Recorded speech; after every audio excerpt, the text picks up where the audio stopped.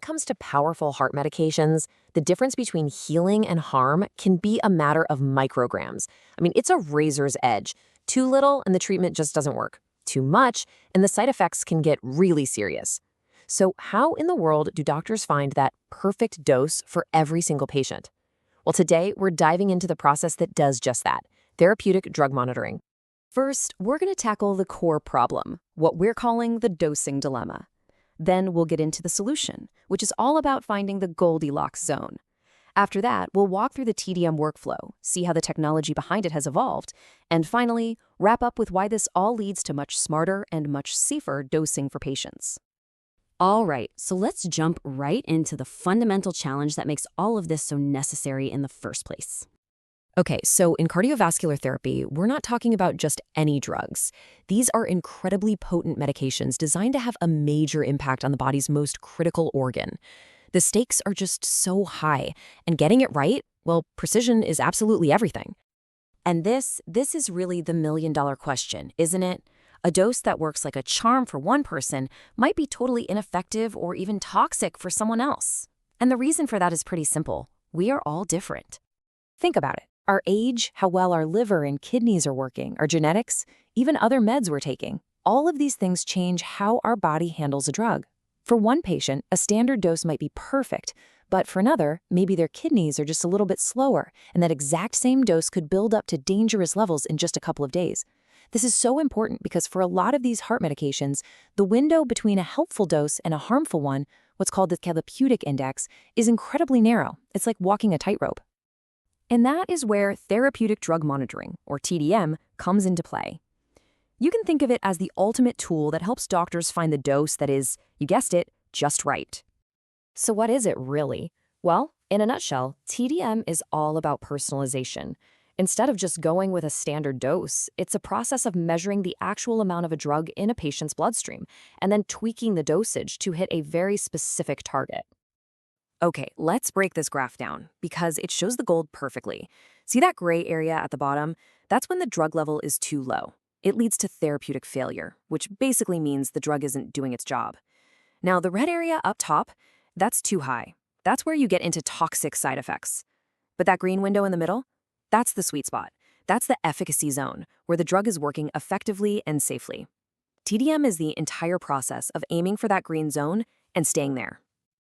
And the reason this whole thing works is built on a really solid scientific principle.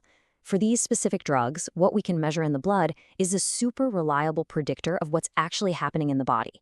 It lets doctors see both the benefits and the potential risks before they ever become a real problem. So what does this actually look like in practice? Let's walk through the TDM workflow. It's a pretty cool process. It's basically a continuous feedback loop. First, a doctor designs an initial dosage plan based on everything they know about the patient. Then, a blood sample is taken to measure the actual drug level. Those results go to the lab for analysis, and then, based on that hard data, the doctor can precisely adjust the dose, up or down, to keep it right in that target range. It's a constant cycle of dosing, measuring, interpreting, and refining. And the engine that drives this entire process, it's the lab. Getting an accurate, reliable measurement from these blood samples is absolutely critical. The whole system hinges on it. Which, of course, brings us to the technology that makes it all possible. What's really fascinating is that our ability to even do TDM effectively has grown right alongside our ability to measure tiny amounts of stuff in the blood with more and more accuracy. The story of TDM is really the story of technology getting better and better. Just look at this timeline. Way back when, the early methods were pretty simple, but they had issues. They weren't always precise. Then you had techniques like TLC, which were great for saying, yep, the drug is here, but not so great at saying exactly how much was there. Then immunoassays came along, and they were incredibly sensitive, which was a huge leap, but they could sometimes get faked out by other similar compounds in the blood. And all of that progress has led us to the modern gold standard, methods like HPLC and GLC. And this right here, this is the kind of technology we're talking about.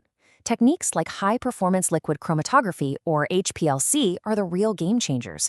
They are so specific, so sensitive, and so precise they can pick out the exact drug from a complex mix like blood and measure it with the accuracy needed to make really confident clinical decisions. Okay, So we've got this incredible technology in hand. Let's see how it all comes together for the ultimate goal: smarter and, most importantly, safer dosing for every single patient out there. So here's the bottom line. When you boil it all down, TDM isn't just about measuring numbers in a lab. It's about hitting these critical goals. It's about personalizing the medication for you. It's about getting the absolute maximum benefit from that medicine while dodging dangerous side effects. It gives doctors better data to make better decisions, and at the end of the day, it's all about improving patient safety. This quote really just nails it, doesn't it? TDM is a vital tool that directly leads to better results for patients. By making sure that dose is optimized, it helps avoid harm, and at the same time, it boosts the very reason the medication was prescribed in the first place. And that kind of leaves us with a fascinating thought. We've seen how powerful this is in cardiovascular disease. But as we keep pushing the boundaries of personalized medicine, it really makes you wonder, what other areas of medicine could be completely transformed by applying this exact same principle of precision dosing? Where else could this be a game changer?